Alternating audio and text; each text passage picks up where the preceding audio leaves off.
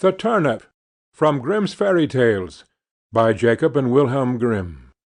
Translated by Edgar Taylor and Marion Edwards. This recording is in the public domain. Read by Bob Neufeld.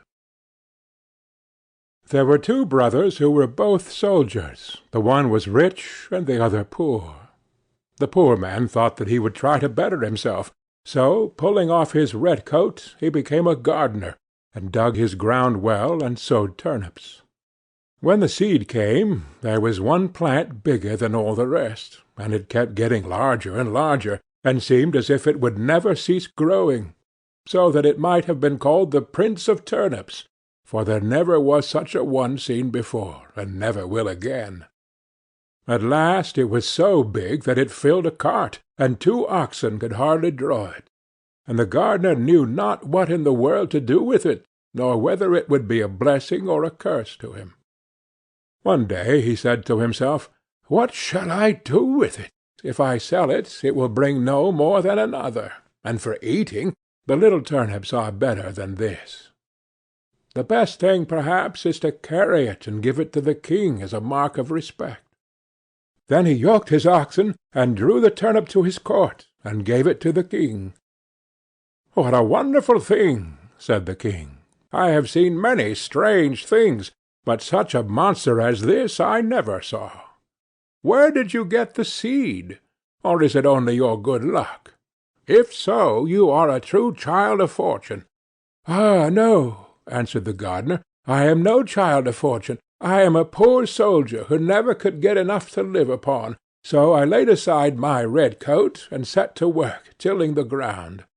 I have a brother who is rich, and your Majesty knows him well, and all the world knows him, but because I am poor, everybody forgets me." The king then took pity on him, and said, "You shall be poor no longer. I will give you so much that you shall be even richer than your brother." Then he gave him gold and lands and flocks, and made him so rich that his brother's fortune could not at all be compared with his. When the brother heard of all this, and how a turnip had made the gardener so rich, he envied him sorely, and bethought himself how he could contrive to get the same good fortune for himself. However, he determined to manage more cleverly than his brother, and got together a rich present of gold and fine horses for the king, and thought he must have a much larger gift in return, for if his brother had received so much for only a turnip, what must his present be worth? The king took the gift very graciously, and said he knew not what to give in return more valuable and wonderful than the great turnip.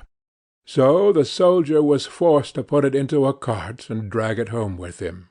When he reached home, he knew not upon whom to vent his rage and spite, and at length wicked thoughts came into his head, and he resolved to kill his brother.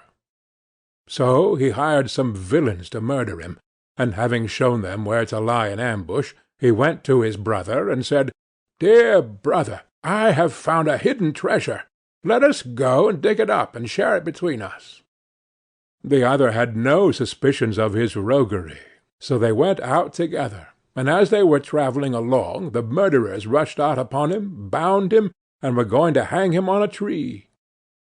But whilst they were getting all ready, they heard the trampling of a horse at a distance, which so frightened them that they pushed their prisoner neck and shoulders together into a sack, and swung him by a cord to the tree, where they left him dangling and ran away. Meantime he worked and worked away, till he made a hole large enough to put out his head. When the horseman came up, he proved to be a student, a merry fellow, who was journeying along on his nag, and singing as he went. As soon as the man in the sack saw him passing under the tree, he cried out, "Good morning! Good morning to thee, my friend!" The student looked about everywhere, and seeing no one, and not knowing where the voice came from, cried out, "Who calls me?" Then the man in the tree answered, "Lift up thine eyes, for behold, here I sit in the sack of wisdom. Here have I, in a short time, learned great and wondrous things. Compared to this seat, all the learning of the schools is as empty air. A little longer, and I shall know all that man can know, and shall come forth wiser than the wisest of mankind. Here I discern the signs and motions of the heavens, and the stars, the laws that control the winds, the number of the sands on the seashore, the healing of the sick, the virtues of all simples, of birds, and of precious stones. Wert thou but once here, my friend, thou wouldst feel and own the power of knowledge." The student listened to all this, and wondered much. At last he said, "Blessed be the day and hour when I found you. Cannot you contrive to let me into the sack for a little while?"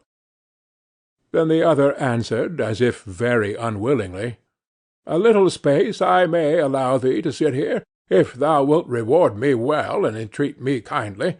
But thou must tarry yet an hour below, till I have learnt some little matters that are yet unknown to me."